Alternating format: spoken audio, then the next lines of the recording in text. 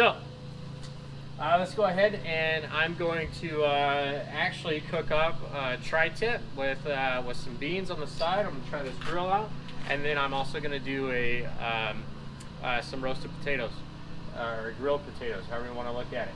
All right. Today I'm just gonna be cooking on the gas side of it. Then on another day, I'll throw another recipe out here, and we'll try the other side of things. So I've got the tri-tip, and then I went ahead and mixed up my seasoning here, my dry rub. And so for that, I did about a tablespoon of garlic powder, about a tablespoon of granulated onion powder, and about a tablespoon of ground white pepper.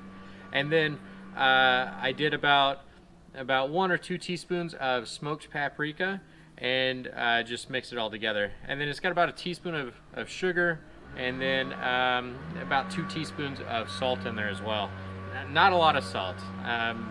You know, I don't want to overpower everything with salt, but I do like that little bit of smoked paprika flavor with that that ground white pepper. So I'm just going to take this, and before I mix that on there, I just want to, it's just a little bit of olive oil here. Right, just a little bit, just coat it.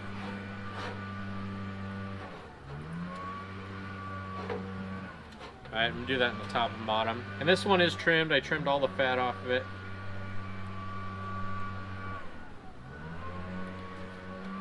That's another thing too with this grill here, is it's got that warming plate right there on top of that firebox, which works out really nice for prep work. Alright, and so I've got that here, and then I'm just going to go ahead and take my rub. Right, I'm going to coat it heavy. Again, this is another reason why I don't do a lot of salt on there, because if I coated it heavy like that, then it would be overbearing. All right, I'm gonna get it again on the bottom.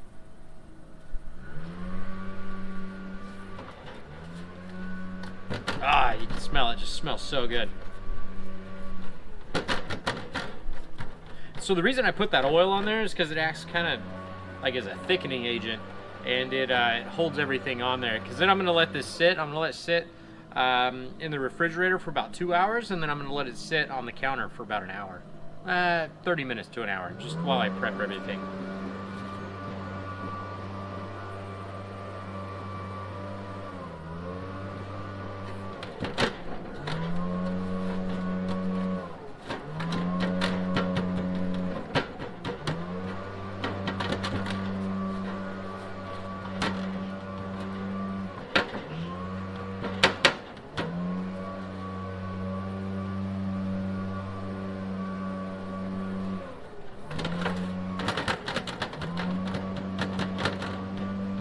All right, so I'm coated.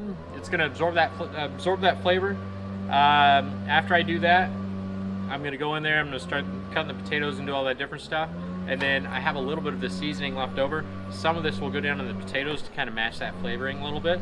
And so we'll get started on that.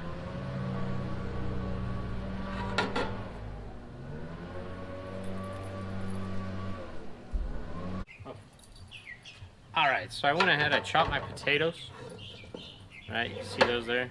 So I'm going to take some olive oil, coat these all in olive oil.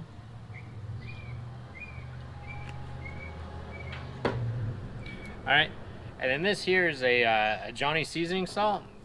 Really good, actually. It's really good, especially for potatoes. So I'm going to coat that really generously. Potatoes, they absorb a lot of the salt. Alright, then I'm just going to mix this up.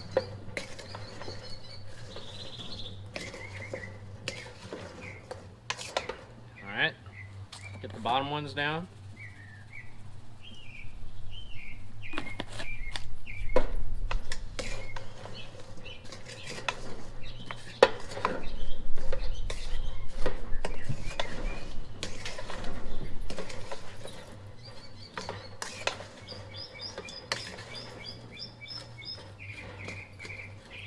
Alright, and you can see what that looks like whenever you get finished.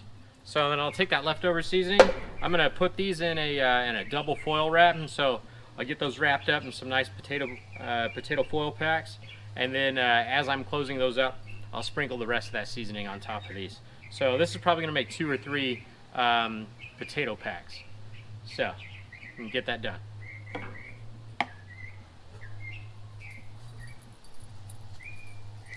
I went ahead, I burned off all that packing oil and everything that they, have on these grills, and so I got that all cleaned up. The grates and everything are all nice and hot, so I'm gonna put my potatoes over here. I've got it up to about 450 degrees, so I'm gonna put my potatoes over here. You see, there's quite a bit of room.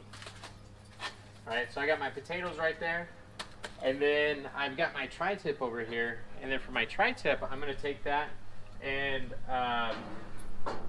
I'm gonna put this side over here. I'm gonna take it completely off the burner. Just cook this in directly, and I'm gonna do that at about 400 degrees.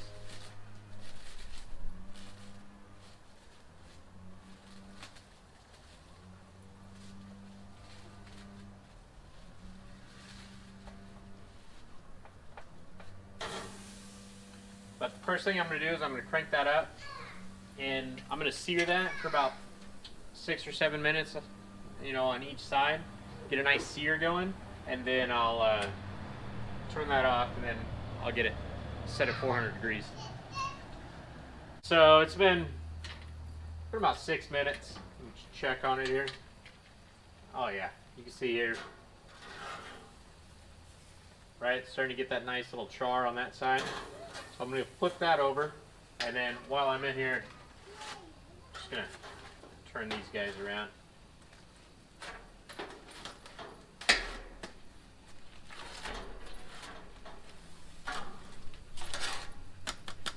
Alright, keep those going.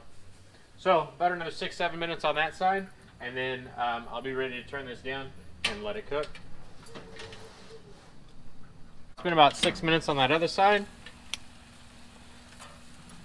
I'm going to flip it back over. All right, and then I'm going to crank that down, turn that one off. I'm going to turn this one here, this center one on. Got to try to regulate that now. So now I'm going to bring it down and try to get it at around 400 degrees up here on the top. So you can see here where I'm at. So I just got to get that to bring it back down, and then we'll let it sit for about 35 to 40 minutes until my meat temperature gets up there. I'd really like everything right around probably 135, 140 degrees. So once I do that, get it down around 135, 140 degrees, then I'm going to just take everything out, let it sit for about 15, 20 minutes.